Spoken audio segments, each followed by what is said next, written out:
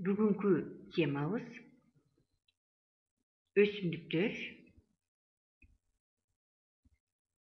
өсүмдүктөр жана алардын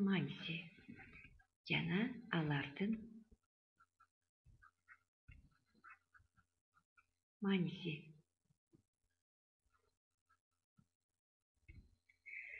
Өсүмдүктөрдү изилдеген илим ботаника. Которгондо ботане деген сөз өсүмдүктү билгизет. Демек, ботаника өсүмдүктөрдүн түзүлүшүн, көп түрдүүлүгүн жана колдонуу жолдорун үйрөтөт экен.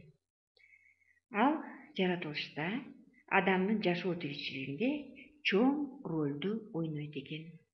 Муну далилдеш үчүн схема түзөлү. Өсүмдүктөр адам баласына кандай пайда келет экен? Ушуларды далилдеп көрөлү.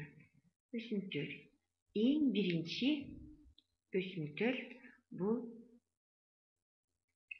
кычкылтектин булагы. O2. Өсүмдүктөр гана кычкылтекти бөлүп чыгарат фотосинтез аркылуу. Экинчи, өсүмдүктөр чоң маани берет экен. Бул декоративдүү, башкача айтканда, кооздукту берип турат экен биздин жашоо турмушубузда.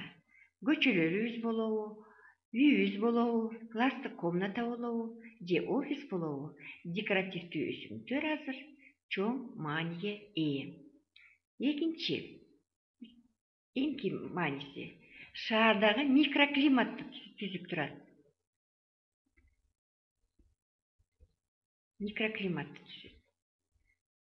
Үчүнчүсү, тамак аш катары өсүмдүктөрдү колдонуп келебиз илгертеден бери. Дагы бир маанисине токтолуп кетсек, бул китеп, кагаз баары өсүмдүктөрдөн жазылат. Эңки мааниси бул дарычылыгы. Көп өсүмдүктөр дары касиетине ээ. Эмкиси өсүмдүктөр бул витаминдердин булагы.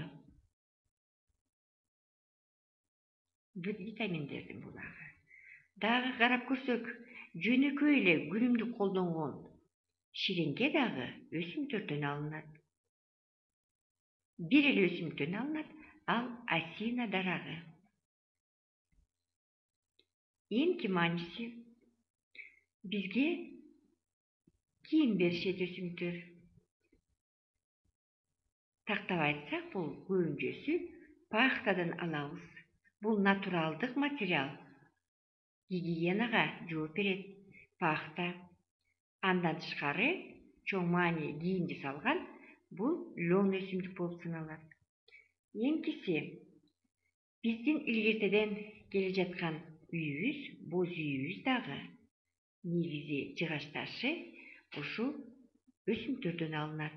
Ал кайсы? Талдан жасалат. Тал, боз үй. Эң негизги материалы бул жыгачтан жасалат. Класста колдонуучу парталар, столдор, үй эмеректерибиздин баары жыгачтан жасалат. Бир сөз менен жасап коелу, эмеректер. Ошентип өсүмдүктөр адамдын жашоо турмушунда чоң ролду ойнойт экен. Эми кээ бирлерине кеңири токтолуп кетели. Биринчи, белгилеп кеткендей эле, бул кычкылтектин булагы. Азыр болсо кээ бир маанилерине кеңирээк токтолуп кетели. Биринчи, кычкылтек.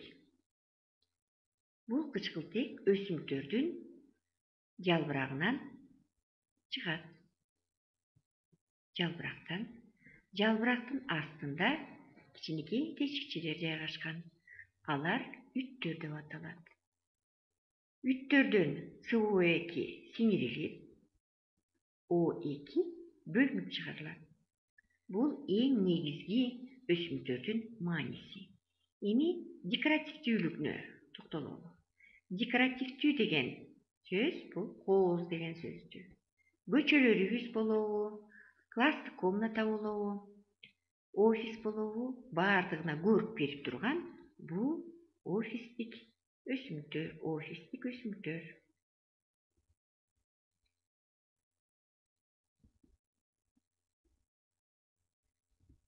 Тамак аш катары.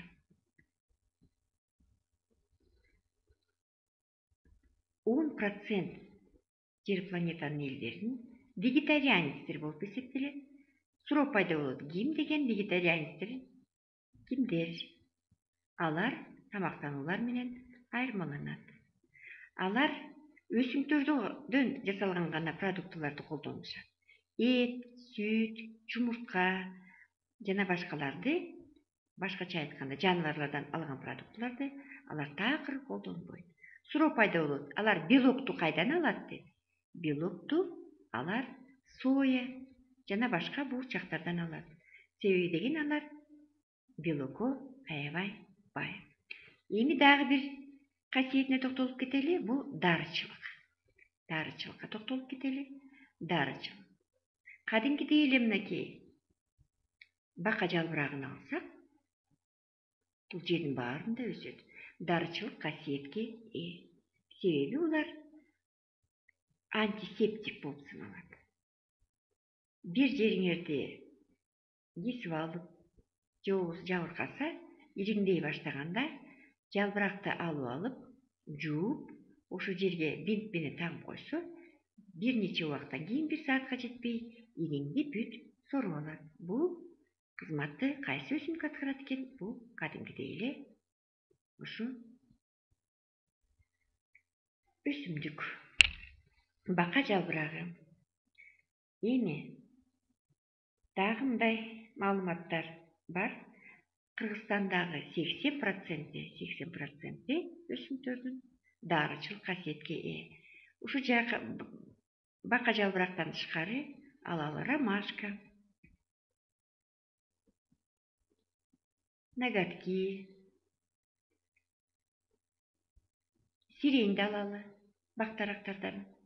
Алар дагы дарычылык касиетке ээ. Азыркы мезгилде көбүнчө дарыларды колдонбой, көбүнчө чөптөрдү адамдар колдонушат. Маданий өсүмдөрдү өстүргөндү үйрөнүп алсак, азыркы рыноктук экономикада үй бүлөлүк бюджетти жакшыртууга мүмкүнчүлүк болот. Эгерде болгону 1 сотых жерден ар түрдүү ассортименттерди, жашылчаларды отургузуп, агротехникасын туура жүргүзсө, тамак ашта, витаминдерде ар дайым биздин дасторконубузда болот. Андан тышкары, рыноктук экономикада букет бизнесин баштаса болот. Роза, тюльпан, пион, гладиолус, георгин жана башкаларды өстүрүп, алардан букет түзүп, ушундай бизнес ачса болот экен.